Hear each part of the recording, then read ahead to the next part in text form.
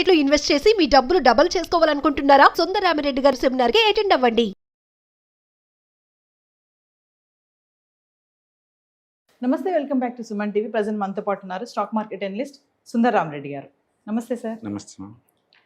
Sir, కొంతమంది చూడండి shares అందరూ కొనేస్తున్నారు, నేను కూడా కొనేయాలి, ఇది ఇంకా పెరిగిపోతుందేమో అని టెన్షన్ పడిపోతూ డెసిషన్స్ తీసుకుంటూ ఉంటారు, తర్వాత నష్టాలు చూస్తూ ఉంటారు. ఒక గుడ్ ఇన్వెస్టర్ జర్నీ ఎలా ఉండాలి అంటే టెన్షన్లో తీసుకున్నటువంటి నిర్ణయాలతో నష్టాలు కూడా వస్తాయి అని అంటే ఒకసారి మెజారిటీ టైమ్స్ ఏంటంటే ఎక్కువ మంది ఎవరైనా ఒక ప్రొఫెషన్లోకి ఎంటర్ అయ్యారంటే ఏంటంటే వాళ్ళ చుట్టుపక్కల ఎన్విరాన్మెంట్లో ఎవరో ఆ ఏరియాలో మనీ మేక్ చేస్తూ ఉంటారు, అది చూసి ఇన్స్పైర్ వస్తూ ఉంటారు అనమాట. సపోజ్ మన ఫ్రెండ్స్ ఎవరైనా మనీ మేక్ చేస్తున్నారు అనుకోండి మార్కెట్లో, మనం కూడా మనీ మేక్ చేద్దాం అనుకుంటాం. ఆటోమేటిక్గా వాళ్ళని ఇన్స్పైర్ చేసి అయ్యి మనం కూడా పెట్టడం స్టార్ట్ అవుతాం. అంటే బుల్ మార్కెట్లో ఏంటంటే ప్రతి ఒక్కరిని హీరో చేస్తాం మార్కెట్.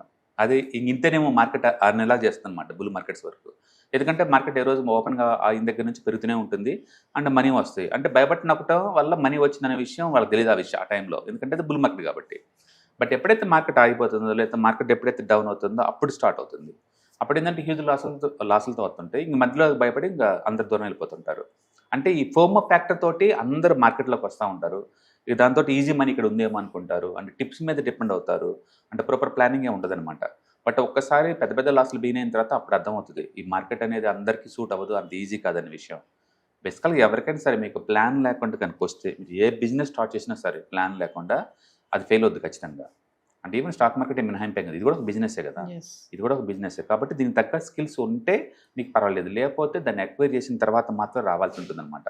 అందుకని ఫస్ట్ దీన్ని ప్లాన్ చేసుకోవాలి. లాంగ్ టర్మ్ ప్లాన్స్ ఏంటి, షార్ట్ టర్మ్ ప్లాన్స్ ఏంటి, అండ్ మీకు స్కిల్ ఉందా లేదా, ఉంటే ఇంప్రూవ్మెంట్ అవుతుందా లేదా, ఎక్స్టర్నల్ ఎన్విరాన్మెంట్ ఎలా ఉంది, ఇంటర్నల్ ఎన్విరాన్మెంట్ ఎలా ఉంది, అండ్ ఓవరాల్ మార్కెట్ ఎలా ఉంది, సెక్టర్ ఎలా ఉంది, మన స్టాక్ ఎలా మూవ్ అవుతుంది, ఇవన్నీ కాంప్రహెన్సివ్గా లింక్ చేసుకున్నప్పుడు మాత్రం వర్కౌట్ అయ్యే ప్రాబిలిటీ పెరిగింది తప్ప బ్లైండ్గా మనకు నచ్చిన స్టాక్ ఒకటి తీసుకుంటే అది వర్కౌట్ అవ్వాలి రూల్ ఏం లేదు. స్టాక్ మార్కెట్లో ఏంటంటే స్టాక్స్ ఒక 10 సంవత్సరాల వరకు కూడా జీరో రిటర్న్ రావచ్చు, స్టిల్ మంచి స్టాక్ అయి ఉండొచ్చు. జీరో రిటర్న్ సరే, అది బ్యాంక్రప్ట్ కంపెనీ అయి ఉండొచ్చు, 1 yearలో 10x కూడా అయి ఉండొచ్చు. అందుకని స్టాక్ మార్కెట్ అలా పనిచేయదు. బేసిక్గా స్టాక్ మార్కెట్ ఏంటంటే సైకిల్ నేచర్. అది కొన్ని సైకిల్స్లో బీభత్సంగా డబ్బు ఇస్తుంది, కొన్ని సైకిల్స్లో బీభత్సం డబ్బు లాగేసుకుంటుంది. ఆ సైకిల్ని ఎవరైతే అర్థం చేసుకుంటారో సైకిల్తో పాటు మూవ్ అవుతూ ఉంటారు తప్ప ముందుకేసుకొని కూర్చోరు. అందుకని ఇక్కడ నాలెడ్జ్ ఇంపార్టెంట్. ఎందుకు subject to the market risk అంటారంటే మార్కెట్ని తగ్గట్టు డబ్బు వస్తుంది, ఎప్పుడు ఒకేలాగా రాదు నీకు. ఇప్పుడు గోల్డ్ ఉందనుకోండి, 2025లో పరిగెత్తింది, అందరు గోల్డ్ పై పరిగెత్తిపోయారు. ఇప్పుడు ఏం జరుగుతుంది, మొత్తం ట్రాప్ అయిపోతున్నారు ఒక్కొక్కళ్ళు. ఆ టైంలో కొన్నాళ్ళు మొత్తం ఇప్పుడు ఏమైపోతుంది ఫిజికల్ గోల్డ్ అంతా, మళ్ళీ ఆ పాత రేట్ రావడానికి ఎంత టైం పడుతుంది. దాన్ని ఫీలింగ్ ఆఫ్ మిస్సింగ్ ఆపర్చునిటీ అంటారు. ఎందుకు ఆ గోల్డ్ జోల్ ఎందుకు వెళ్ళామంటే అది బాగా పరిగెడుతుంది, అందరూ పరిగెడుతున్నారు, నేను కూడా లేట్ అయ్యాను కాబట్టి పరిగెడుతున్నట్లు అనమాట. అట్లా కాకుండా ఒక ప్రాపర్ ప్లానింగ్లో వెళ్ళారనుకోండి మనకు అంత ఉండదు. అందుకని ఏదైనా సరే ఒక ఫైనాన్షియల్ గోల్స్ ఇంపార్టెంట్. ఓకే, ఆ గోల్స్ కోసం తక్కువ రిస్క్ తీసుకోవడం ఇంపార్టెంట్. అంటే కాన్సన్ట్రేట్గా ఒకే దాన్ని పెట్టకుండా డిఫరెంట్ అసెట్ క్లాస్ మనం పెట్టేసి రిస్క్ని మేనేజ్ చేయడం ఇంపార్టెంట్. మార్కెట్ మనకు ఆపోజిట్ డైరెక్షన్ వెళ్తున్నా సరే వచ్చిందాక వెయిట్ చేయడం ఇంపార్టెంట్. కాబట్టి ఆ టైప్ పేషెన్స్ ఉంటేనే కుదురుద్ది అనమాట. అంటే ఇక్కడ తప్పు చేయటం, ఫిక్స్ చేసుకోవటం, అండ్ మళ్ళీ మంచి సైకిల్ కోసం వెయిట్ చేయటం, ఆ టైంలో బయటికి పోవటం, ఇలాంటి వాటి వల్ల వర్కౌట్ అవుతుంది తప్ప జస్ట్ టిప్స్ మీద లేకపోతే వేరే వాళ్ళు ఇచ్చిన దాని మీద ఉంటే వర్కౌట్ అవుతుంది అనమాట. అందుకని మీకు ప్రాపర్ ప్లానింగ్ తోటి ఒక మంచి ట్రేడింగ్ సిస్టమ్ డెవలప్ చేసుకునేంత వరకు కూడా మార్కెట్లో స్ట్రెస్ అవుతూనే ఉంటారు ఎవరైనా.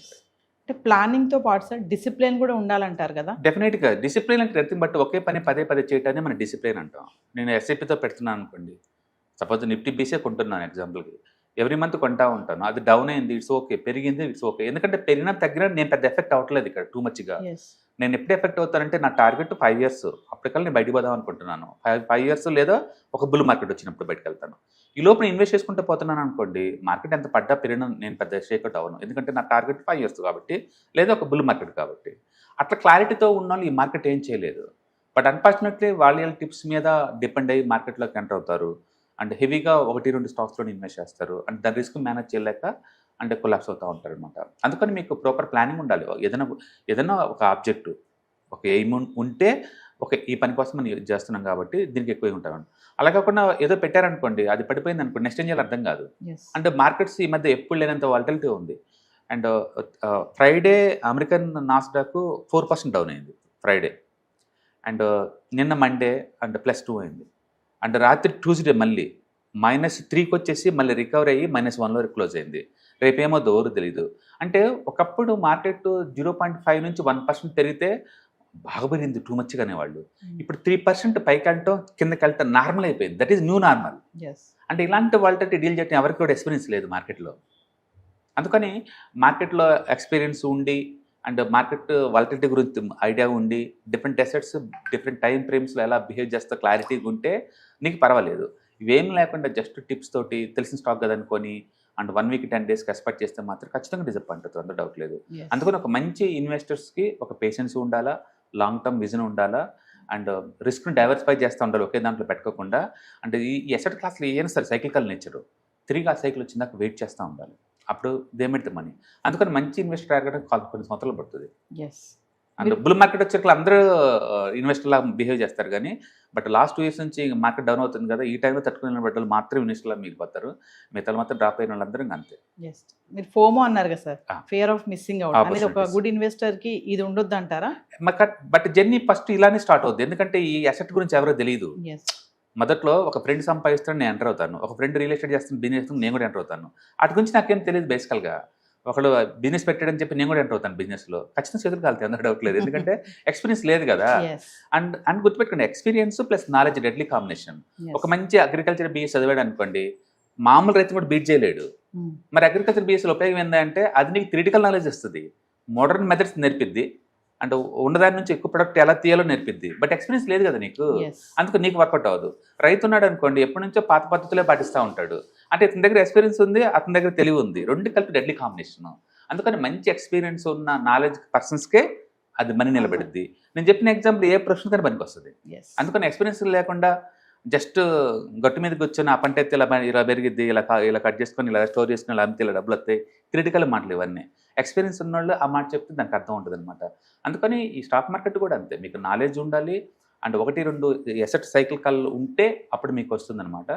అందుకని ఏ అసెట్ ఎంతెంత రిస్క్ ప్రోన్ అవుతాయో మనకు క్లారిటీ ఉండాలి. అందుకని మొదట్లో మనం ఇన్నోసెన్స్ తోటి ఏం తెలియక అంటే వేరే వాళ్ళ ఆ సలహాలు తీసుకొని ఎంటర్ అవుతాం. బట్ ఓవర్ పీరియడ్ ఆఫ్ టైంలో మనకు అర్థమవుతుంది గేమ్ ఇలా కాదు ఆడేది, ఇది లాంగ్ టర్మ్ గేమ్ ఇది, అంటే ఇది సైకిల్ నేచర్ మిగతా వాటిలాగా అప్ అండ్ డౌన్ అవుతూ ఉంటుంది. కాబట్టి దాని తగ్గట్టే మన వాళ్ళు ట్యూన్ అవుతారనమాట. అందుకని ఏ ఎసెట్ క్లాస్ అని తీసుకోండి మీరు. ట్రెడిషనల్ ఎసెట్ క్లాసులో లైక్ బ్యాంక్ డిపాజిట్స్ రిస్క్ లేదు, రివార్డ్ లేదు. అండ్ రియల్ ఎస్టేట్ ఇల్లిక్విడ్ అయినా కానీ లాంగ్ టర్మ్ మనీ వస్తుంది అంతకంత. అండ్ గోల్డ్ అది ఎంత వరస్ట్ అనుకున్న ఇయర్లీ యావరేజ్ మీరు 10 to 15% గిట్టుబాటు అవుతుంది long term point. Long term నేను అంటుంది ఒక 5 ఏళ్ళు 10 ఏళ్ళు అది కూడా రాకపోవచ్చు. అవన్నీ ట్రెడిషనల్ అసెట్స్, జనాలు హ్యాపీగా ఉన్నారు, అందరూ పోగొట్టుంటే కంప్లైంట్స్ ఏం లేవు. ఎటు వచ్చి డిజిటల్ అసెట్స్ ఈ ఈక్విటీ మార్కెట్ స్టార్ట్ అయిన తర్వాతనే కంప్లైంట్స్ ఎక్కువైపోతుంది అనమాట. ఎందుకంటే ఓవర్ లెవరేజ్, కెపాసిటీ దాటి లెవరేజ్ తీసుకోవటం అండ్ ఫీచర్స్ ఆప్షన్స్ మీద బెట్ కాయటం అండ్ వాళ్ళ టిప్లు నమ్మేసి ఎక్కువ పొజిషన్స్ అయి తీసుకోవటం, వీటన్నిటి వల్ల ఏంటంటే లాస్ట్ ఎక్కువైపోతుంది అనమాట. బట్ అదర్వైజ్ ఏ అసెట్ అయినా సరే దాని గురించి నాలెడ్జ్ తీసుకొని అండ్ వాటి సైకిల్ని అబ్జర్వ్ చేసేసి కానీ తీసుకుంటే మనకు అర్థమైంది. మనం ఇప్పుడు 2026లో ఉన్నాం. Reliance India's number 1 company. 9 రోజుల నుంచి పడతా నేను రేసిన పైకి 9 రోజులు పడుతూనే ఉంది అది. ఇప్పుడు ఆ స్టాక్ తీసుకుంటే 9 రోజులు పడిద్ది అనే విషయం కొత్తది అంటే కొత్తదేం కాదు. దాని హిస్టరీ చార్ట్లు చూసామనుకోండి, అది 9 రోజుల నుంచి పట్టడం అనేది కొన్ని 100 సార్లు జరిగి ఉంటుంది. అందుకని మనం ఏదైనా తీసుకున్నప్పుడు దాని బిహేవియర్ తెలుసుకోవడం చాలా ఇంపార్టెంట్. అది మంత్లీ ఎంత అప్ అవుద్ది డౌన్ అవుద్ది తెలుసుకోవడం చాలా ఇంపార్టెంట్. అవేం తెలుసుకోకుండా జస్ట్ అందరు మనీ మేక్ చేస్తున్నారు మనం కూడా అని చెప్పేసి వచ్చామనుకోండి, ఆ రిస్క్ టాలరేట్ చేసే కెపాసిటీ లేనప్పుడు మనం మధ్యలో డ్రాప్ అయ్యామనుకోండి, మొత్తం డబ్బులు నమ్మపోతాయి. అందుకని మీకు టెక్నికల్స్ ఎంతకంత ఐడియా ఉంటే దాని బిహేవియర్ నీకు అర్థమైంది. చాలామంది టెక్నికల్స్ అంటే స్పెక్యులేషన్ టూల్ అనుకుంటారు. స్పెక్యులేషన్ టూల్ కాదండి, ఇది ఎలా బిహేవ్ చేయబోతుందో హిస్టారికల్ డేటా పట్టేసి గెస్ చేసుకోవడం అంతే. దానికి అలా మాత్రం యూజ్ అవుతుంది అనమాట. సో ఫండమెంటల్స్ ఉండాలి, టెక్నికల్స్ ఉంటేనే మీరు దాని జోలు వెళ్ళాలి. హెడేక్ లేదనుకుంటే మ్యూచువల్ ఫండ్ హౌస్ చేస్తే వాళ్ళు చూసుకుంటారు కదా ఇవన్నీ కూడా. అందుకని స్ట్రైట్గా మీరు రావాల్సిన అవసరం లేదు, ఇండైరెక్ట్ రూట్లో కూడా రావచ్చు. బట్ లాంగ్ టర్మ్ విజన్తో వస్తే కనుక మీకు ఆ మనీ ఉంది అంటున్నాను. షార్ట్ టర్మ్ పాయింట్ ఆఫ్లో మాత్రం ఆ పెయిన్ ఉంటుంది అంటున్నాను. అది ఇంతకుముందు ఉంది, ఇప్పుడు ఉంది, ఫ్యూచర్లో కూడా ఉంటుంది. Thank you. Hi, 1 day classroom ఎన్విరాన్మెంట్లో ఆఫ్లైన్ వెబినార్ జరగబోతుంది.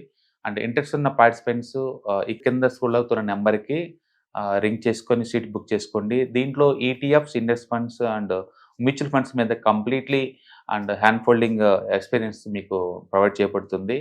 దీని ద్వారా ఏంటంటే మనం అసెట్స్ని స్టాక్ మార్కెట్లో ఎలా మేనేజ్ చేసుకోవాలి, ఎలా గ్రో చేసుకోవాలి, ఎలా ప్రొడక్ట్ చేసుకోవాలో అంటే ప్రాక్టికల్గా నేర్చుకుంటారు. కాబట్టి ఇంట్రెస్ట్ ఉన్న పార్టిసిపెంట్స్ కింద స్క్రోల్ అవుతున్న నెంబర్కి పింగ్ చేసి సీటు రిజర్వ్ చేసుకోండి. Thank you.